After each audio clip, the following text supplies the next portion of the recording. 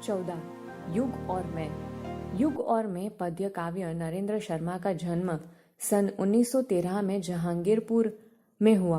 प्रभात फेरी, प्रवास के गीत, पलाशवन आदि कविता संग्रहों के अतिरिक्त नरेंद्र जी का एक कहानी संग्रह भी है, कड़वी मीठी बातें। उनकी कई कविताओं में तत्कालिक समय की वेदना प्रतिबिंबित है।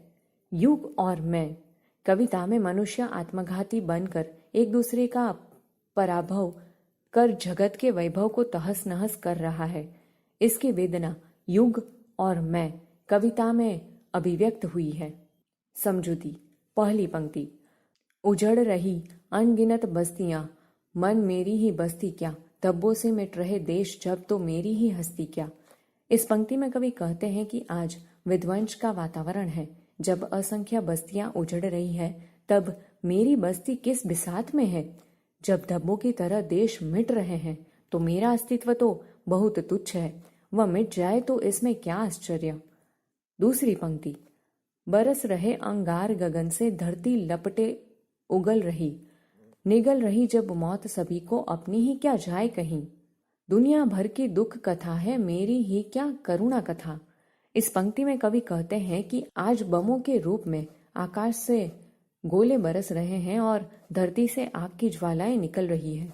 जब सभी मौत के मुख में जा रहे हैं तब मैं अपने बारे में क्या बताऊं। जब सारा संसार दुख से पीड़ित है तो मेरा दुख दर्द किस गिनती में है। तीसरी पंक्ति। जाने कब तक घाव भरेंगे इस घायल मानवता के, जाने कब तक सच्चे होंगे सपने सबकी समता के। सब दुनिया पर व्यथा पड़ी है, मेरी ही क्या बड़ी व्यथा। इस पंक्ति में कवि कहते हैं कि घायल मानवता के घाव कब भरेंगे यह कोई नहीं जानता। दुनिया के सभी लोगों की बराबरी का सपना न जाने कब सच होगा। जब सारी दुनिया दर्द से करहा रही है तो मैं अपनी व्यथा को बड़ी कैसे कहूं। चौथी पंक्ति। खोल रहे हैं 7 समुंदर, डूबी जाती है दुनिया, ज्ञान था लेता था जिससे गर्क हो रही वह दुनिया, डूब रही हो सब दुनिया, जब मुझे डूबता गम तो क्या।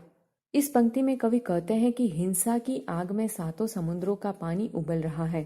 सारा संसार हिंसा से ग्रस्त है जिससे ज्ञान की गहराई का पता लगाया जाता है।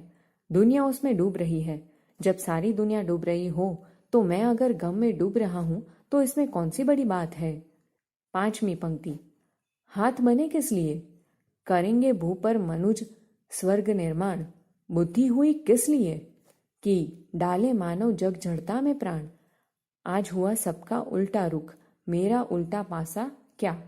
इस पंक्ति में कवि कहते हैं कि ईश्वर ने मनुष्य को हाथ इसलिए दिए थे कि वह धरती पर स्वर्ग का निर्माण करे। मनुष्य को बुद्धि इसलिए दी गई थी कि वह संसार को जड़ता से दूर करे। लेकिन आज सब बदल गया है। जब सभी की स्थिति दयनीय हो गई है तो मेरी दयनीयता किस बिसात में। छठी पंक्ति। मानव को ईश्वर बनना था, निखिल सृष्टि वश में लानी, काम अधूरा छोड़ कर रहा आत्मघात मानव ज्ञानी। सब झूठे हो गए निशाने, तुम मुझसे छूटे तो क्या। इस पंक्ति में कवि कहते हैं कि मनुष्य ईश्वर बनने का प्रयत्न कर रहा था।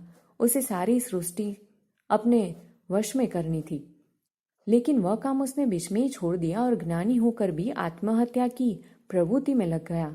जब ऐसे ज्ञानियों के निशाने सही न लगे और मेरे निशाने भी चुक गए तो इसमें और क्या हो सकता है। सातवीं पंक्ति।